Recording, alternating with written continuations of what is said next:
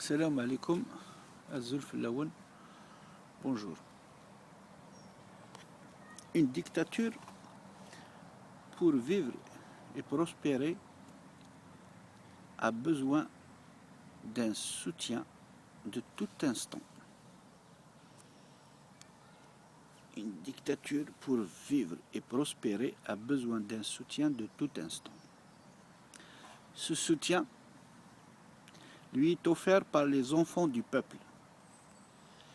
Il est constitué par les serviteurs, les courtisans, les soumis, les corrompus, les haineux, les rancuniers, les envieux et les jaloux des vrais patriotes, les voleurs, les incapables, les ignorants, les méchants, les lâches, les peureux, les hypocrites et les pervers. Et beaucoup d'autres encore. Ces hommes infiltrent l'armée, la gendarmerie, la police, la sécurité militaire, l'administration, les usines, les organisations de masse, les ambassades, les ministres, les partis politiques, les associations, les journaux, les communes, les daïras, les wilayas, les organes de communication en général, etc. Et ensuite, ils surveillent, ils manipulent, ils corrompent, ils divisent, ils menacent, ils fragilisent, ils affaiblissent, ils torturent, ils emprisonnent, et dans certains cas, comme vous le savez tous et toutes, ils assassinent et ils massacrent. Le tout pour durer autant que possible. Yahya, le Khaddam, les partis Sanafir, il y en a beaucoup, sont les enfants légitimes de ce pouvoir. Ils sont les plus fidèles et les plus aidés. Et ils ne laisseront jamais le pouvoir aux autres. C'est comme ça. Enfin, peu importe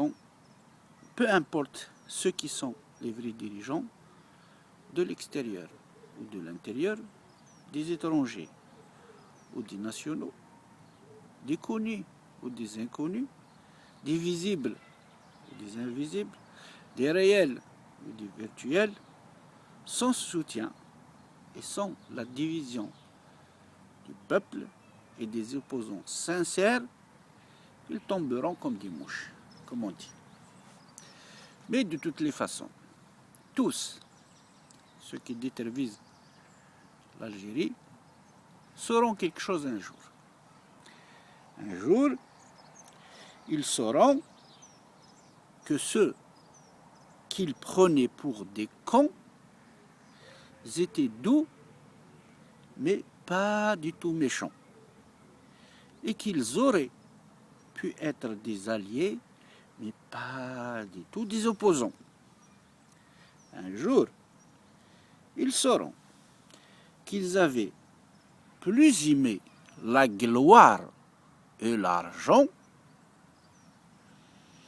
qu'ils avaient massacré que des pauvres et des innocents, et qu'ils avaient assassiné trop d'intellectuels intelligents.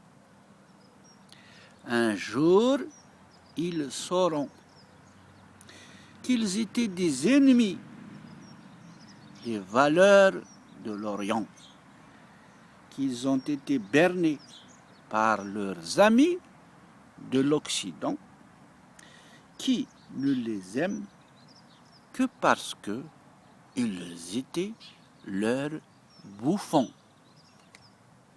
Un jour, ils sauront qu'ils avaient transformé notre pays ont une prison, un peuple de lions en moutons, et une belle histoire ont un avenir sans aucun horizon. Un jour, ils sauront, avec un savoir certain et exigeant, qu'ils étaient des minables et des pervers inconscients et qu'ils avaient toujours tort, eux qui croyaient avoir raison.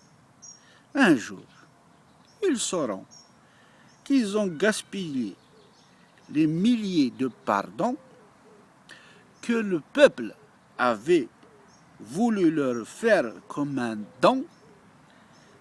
Ce jour-là sera le jour du dernier et ultime jugement. Voilà. Inch'Allah, qu'un jour ils vont se rendre compte avant que la fin brutale ne survienne. Qu'est-ce qu'on peut leur espérer? Ça uniquement. Parce qu'ils se trompent par rapport au peuple. Le peuple restera jusqu'à la fin du monde.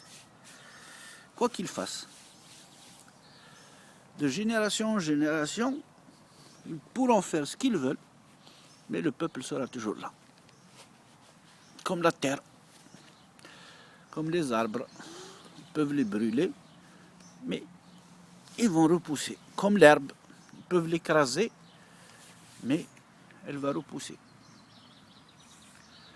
Ils feront ce qu'ils veulent. Le pouvoir ne leur appartient pas. Il appartient à celui qui a créé le monde, l'univers, et tout ce qu'il contient, les idées compris, les émotions compris.